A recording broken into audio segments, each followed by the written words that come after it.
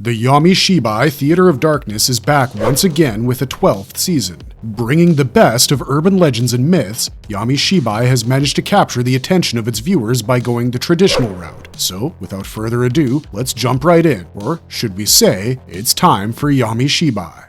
Yami Shibai 12, Episode 1. Just don't open it. The first episode of the 12th season starts with a gong in the background, as the video shows a rusty sign with a warning on it, written in red, "Do not enter." The eerie sign hangs on chains as the image keeps changing to ropes, spiderwebs, an iron gate, barbed wire, and finally, our very own Yami Shibai narrator with his signature illustrated board and scroll with a spooky smile that promises a creepy tale. The voiceover artist speaks in such a way that he's almost daring us to continue watching, but of course, it's human nature to be curious, and exceptionally so when we are barred from doing something. That's a theme that sets the stage for this episode as well. A man, broke to the bone might we add, is looking for an affordable place to stay, and he chances upon one such house. Much to his shock and surprise, the place is fully furnished and comfortable enough to fetch a good price. Yet, the fact that the realtor brought him here seems too good to be true. The man shares his concerns, wondering why a place like this would go for such a low price. Hoping he was desperate enough to simply overlook that fact,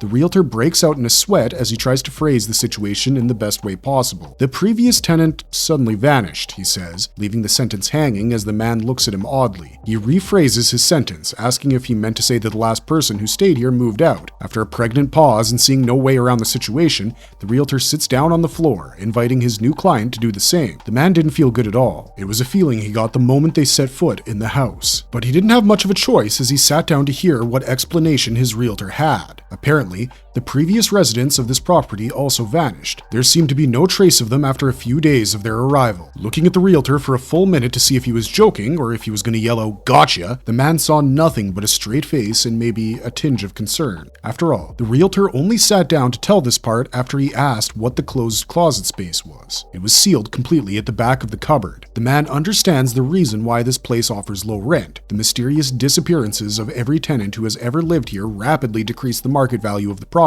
And now, only desperate souls like himself would even stop to consider staying. The realtor tries to salvage the situation by saying that everything will be fine as long as the man stays away from the door. Clearly, he has a job to do, and likely mouths to feed, no matter how sorry he might feel for this man. The curious cat that he is, the man can't stop himself from asking what exactly the closed space holds. Not wanting to stay in the room longer than necessary, or so it seems, the realtor makes short work of the visit as he says that he has explained everything he knows about the place and the door. Sensing the finality in his tone, the man consoles himself by saying that the creepy door sealed shut wouldn't be too much of a headache as soon as his stuff fills up the space, and saying that, the unfortunate man decides to take the house. Happy that he can cross one property off his list, the realtor thanks the man and quickly leaves. Deciding to take the realtor's word for it, the man settles in for a good night's sleep, only to realize what a load of crap his admonishment of not opening the door was. It was his first night in his new apartment, and the man was looking forward to a good night's sleep, and he did get it, albeit only for a short time. He was soon woken up by a woman's whimpering and hiccups. As soon as he opened his eyes, the man saw a woman lying down by his side, pleading to open the door. It looked like her eyes were just empty sockets. Suffice to say, he didn't bother sleeping any longer. He soon realized that the woman was just the beginning. Each day brought new guests. The next day, while watching TV,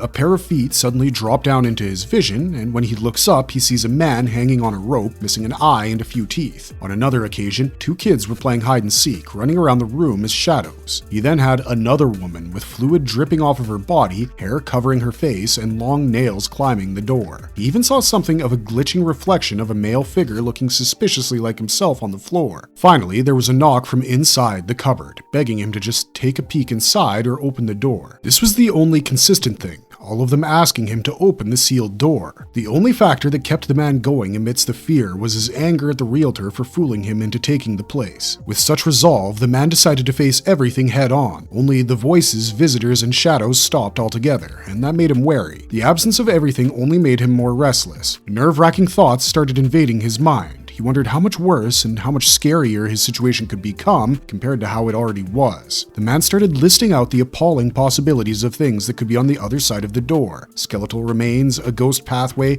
talismans stuck inside with not even a tiny gap visible in between. He even went as far as thinking the storage space might be holding someone hostage, alive. And an odd thought also occurred. What if, upon opening, someone who looked exactly like him stepped out? Anyone with a doppelganger fetish, y'all? Anyways, going against every fiber of his being, the man finally pulled the door open, bracing himself for whatever was waiting for him inside. To his dismay, there was nothing, not even a speck of dust to be seen. If anything, the man looked utterly disappointed before a feverish thought caught his mind.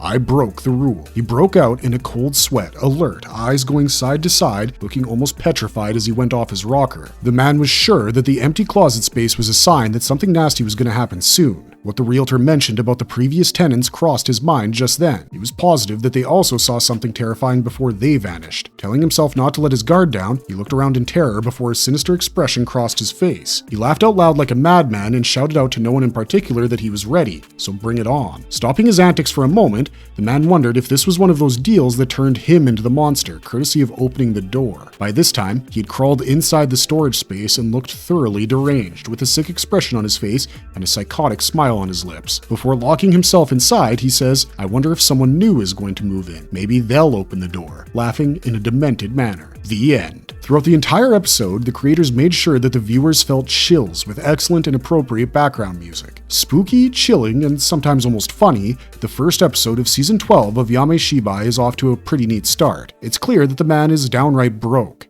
Despite the realtor trying to downplay the danger, the man seemed to know that he was going to accept this house no matter the circumstances. And the fact that he felt something was wrong as soon as he entered shows that his sixth sense seems to be on high alert. In what might be an attempt at dark humor, if you will, aside from the initial shock of seeing the ghost weeping, the protagonist looked pretty chill in the coming days and with the rest of the visitors. For example, before the house quieted down when the knocking ghost came a-knocking, his reaction was, "Man, another one?" Not your typical resident screamer, is he? Looking at the mythical entity here, it seems like it could be the Zashiki Warashi, a group of supernatural creatures in Japanese folklore said to take up residence in, you guessed it, closets and storage spaces. While they're usually associated with being naughty pranksters, some legends say that these spirit beings bring fortune to the family they inhabit. Although it doesn't look like the man in the apartment was gaining a wealth of benefits, if any, he didn't exactly have the patience to see if that could be the case. As soon as the sighting stopped, so did his logic. His practical mind seemed to have taken flight to give way to his overly creative mind, coming up with the most bizarre and creepy scenarios. Another interesting take here is the possible inculcation of the Yamemba, the Japanese mountain witch, into the storyline. A harmless and solitary old woman, she usually stays away from company, but she can be kind too when weary travelers seek her abode. All she asks of them is not to open the door to her inner room. Sound familiar? This could be the inspiration behind the realtor's warning. Who knows, maybe if the man would have waited a little longer, fortune would have struck his life.